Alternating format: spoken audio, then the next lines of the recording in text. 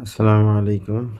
গত কয়েকদিন ধরে ভোটের যে নির্বাচনের যে ব্যালট পেপারগুলো, তো এটা সৌদি আরবে আবেদন করতে হয়। অ্যাপসের মাধ্যমে আবেদন করতে হয়। আবেদন করার পর পরবর্তীতে তারা ব্যালট পেপার লোকেশন অনুযায়ী ব্যালট পেপার পাঠায় দেয়।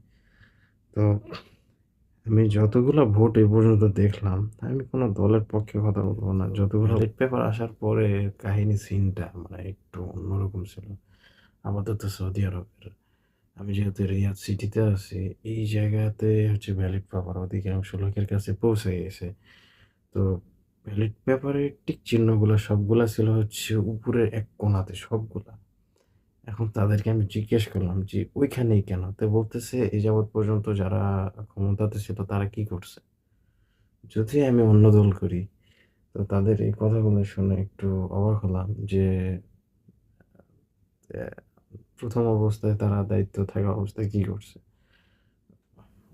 সবথেকে এখানে ভাবার বিষয় হলো, যদি আমি অন্য দল করি, মানে আমি কোনো দল বিপদ নিয়ে আমি কথা বলব না। এখানে আমার কথা আপনার ভোট আপনি দিবেন, যেখানে খুশি আপনি দিবেন।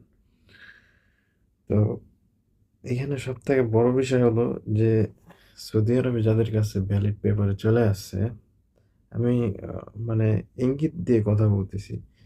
যাদের ব্যালট পেপার চলে আসছে, তাদের টিক চিহ্ন ছিল সর্বোপরি ডান সাইডে উপরে কোণাতে।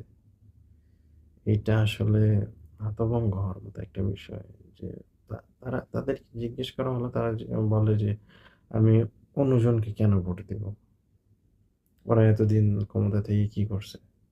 আসলে সত্যি কথা বলতে এখানে বলার মতো কোনো অপশন নেই। কারণ ক্ষমতা পাওয়ার পর মানুষের মন মাইন্ড চেঞ্জ হয়ে যেতে পারে। তো ওই কয়েকজন বলতেছিল যে, "don't trust anyone because people can change any time." আমাকে এই দল ভালো লাগছে এইজন্য আমি এই দলকে ভোট দিব।